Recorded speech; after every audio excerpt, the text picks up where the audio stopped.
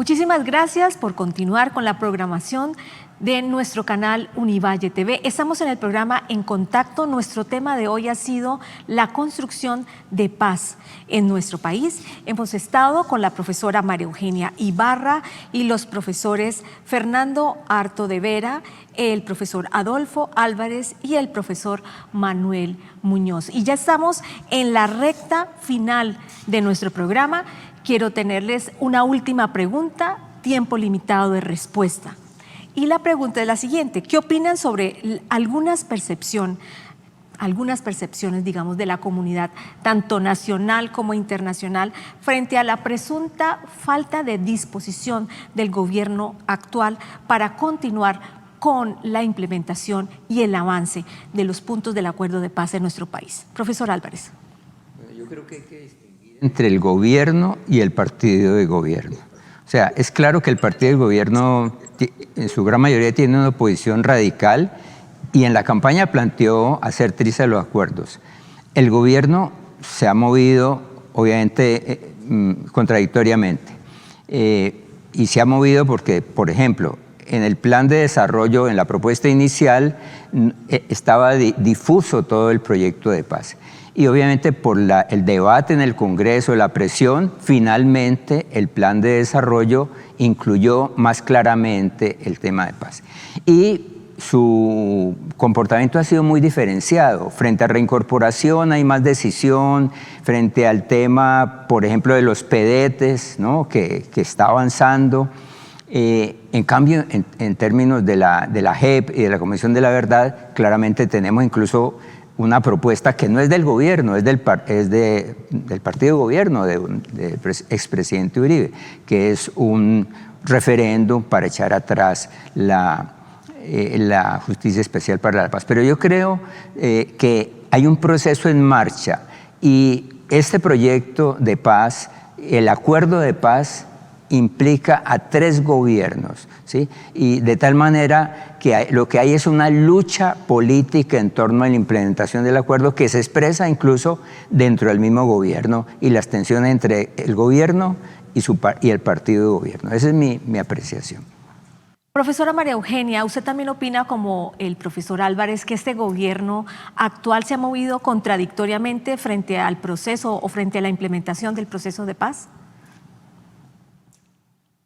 Pues yo no diría que contradictoriamente, yo más bien creo que se ha acomodado, que hay un gobierno que se acomoda muy bien a las circunstancias, que además, pues, como dicen coloquialmente, se le apareció la Virgen con el COVID, ya ha tratado, pues, de hacer pequeñas cositas allí que favorezcan a otros sectores que también, los sectores quejosos, los sectores que se manifiestan en la calle, los sectores, pues, que le piden acciones para mejorar acumulación de problemas que tenemos en este país, y los acuerdos casi que han quedado en stand-by, están allí esperando a que las instituciones se muevan, a que los funcionarios vuelvan a sus funciones, a que se destraben los recursos que se habían destinado para todos los proyectos que teníamos andando.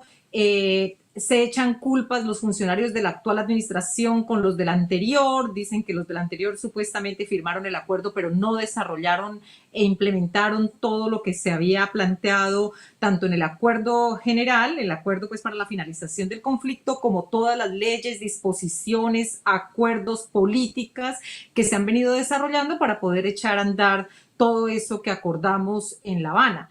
Entonces creo que sí hay muchísimo acomodo de este gobierno y a pesar de las contradicciones y críticas que tengamos, hay cosas que están andando y que van por buen camino, pero no necesariamente por voluntad del gobierno, sino por la presión social de las organizaciones, de las universidades, de los académicos, de la comunidad internacional y de muchísimos otros actores que, como lo han dicho los 3 profesores que me han antecedido, están presionando. Hay una veeduría internacional muy centrada en que este acuerdo conduzca a una paz estable y duradera, y hay unos actores sociales muy comprometidos que le hacen exigencias a sus autoridades y a sus líderes para que sigan apoyando la implementación de los acuerdos.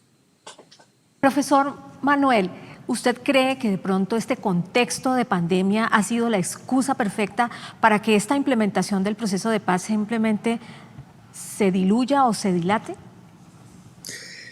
Yo creo que eso sí es una disculpa, como usted bien lo plantea, pero creo que el problema es más de fondo. Hay un gran jurista español, José Ricardo El Prada, que en una conversación hace poco decía, hay dos formas, de muchas, pero hay dos formas especiales para terminar un conflicto armado.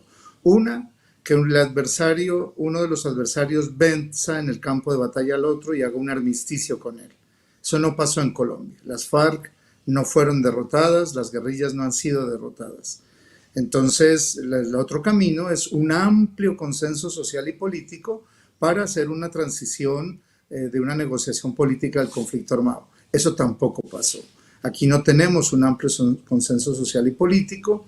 El plebiscito lo mostró con todas sus cargas de fake news, etcétera. No hay un amplio consenso social y político. Entonces estamos en ese limbo en el que no hay amplio consenso social y político, la acción militar sostenida de muchos años no derrotó a las FARC y hoy la sociedad, más allá y el Estado, más allá del gobierno, está en ese dilema. Yo creo que la gran tarea que tenemos es generar ese amplio consenso social y político de que el acuerdo de paz, como decían ahora en el Twitter, es positivo para todos, para las empresas, para las comunidades, para la sociedad, para el Estado. Y ese amplio consenso social tenemos que crearlo. No existe. Y mientras no exista, mientras estemos en este dilema, vamos a tener todas las dificultades y todas las disculpas, como la pandemia, para no hacer la tarea que, ojo, el gobierno no ha hecho, pero también otras instituciones del Estado y nosotros como sociedad civil sí creo que tenemos que ser mucho más insistentes en que el único camino que tenemos es el de pasar la página de la violencia como método para resolver nuestros conflictos políticos y sociales. Profesor Fernando, usted a lo largo del programa ha mostrado una postura crítica precisamente frente a la implementación del acuerdo de paz en nuestro país. ¿Cree usted que el gobierno actual le ha faltado compromiso precisamente para avanzar en el proceso? Es indudable, ¿no? Este gobierno se caracterizó porque provenía del sector del no al acuerdo de paz. Este gobierno viene de querer hacer trizas el acuerdo de paz, como ya se ha manifestado por algún colega que me ha precedido en el uso de la palabra. Con lo cual, creo que eso está meridianamente claro. Ahora bien, una cosa es lo que se quiere hacer y otra cosa es lo que puedes hacer cuando eres gobierno. Y en ese sentido no puedo estar más de acuerdo con otras intervenciones que me han precedido, de que efectivamente el gobierno ha tenido que modular, como todos los gobiernos, su posición frontal de rechazo a los acuerdos de paz. Y fruto de esa modulación, que no es gratuita y que es gracias a la presión de los actores pro paz en la sociedad colombiana y a nivel internacional, es que lo poco que se ha conseguido con el acuerdo de paz, pues está ahí, ¿no?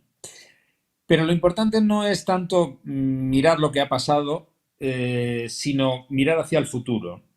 Y en ese sentido a mí me gustaría plantear que este gobierno está en su recta final. Los 4 años de la administración Duque se cumplen, si la memoria no me falla, en el 2022 y vamos a entrar en el 2021. En una ley no escrita, todos sabemos que el último año de cualquier administración es un año de parálisis, es un año de stand-by antes de que se produzcan las nuevas elecciones que van a despejar el panorama político. En ese sentido, yo creo que las intenciones de seguir obstaculizando el proceso de paz por parte del gobierno van a sufrir un impasse, el impasse propio de la pérdida de fuelle y de gas a la que me estoy refiriendo, que tienen todos los gobiernos en el último año de su legislatura, de su periodo. Y segundo, creo que es muy interesante si esa coyuntura se pudiera aprovechar por parte de los actores pro-paz para precisamente convertir el acuerdo de paz en un issue caliente, en un asunto que domine la futura campaña electoral y que diera alas a la nueva administración que sustituye a la administración Duque para proceder a un relanzamiento de la idea de los acuerdos de paz. Soy consciente de que lo que estoy hablando puede parecer prematuro, pero el tiempo pasa muy rápido y, insisto, estamos en una coyuntura 2021 de cara al 2022 que se va a caracterizar precisamente por esa coyuntura preelectoral, ¿no? En ese sentido, creo que es interesante tener esta perspectiva de futuro pensando en cómo poder relanzar los acuerdos de paz. Y sin duda, esta perspectiva de la construcción de paz deberá estar presente en el momento, en el ahora y en la perspectiva de futuro. A todos ustedes, muchísimas gracias por estar en contacto con nosotros en el desarrollo del tema de hoy. A nuestros invitados también, muchísimas gracias por sus aportes y por todo su acompañamiento. A la profesora María Eugenia Ibarra, al profesor Manuel Muñoz, al profesor Adolfo Álvarez y al profesor Fernando Arto de Vera, que además le agradecemos de manera muy especial porque nos ha acompañado durante todo el programa, aún las diferencias horarias con España. Muchísimas gracias a todos ustedes. Hasta la próxima para estar nuevamente en contacto.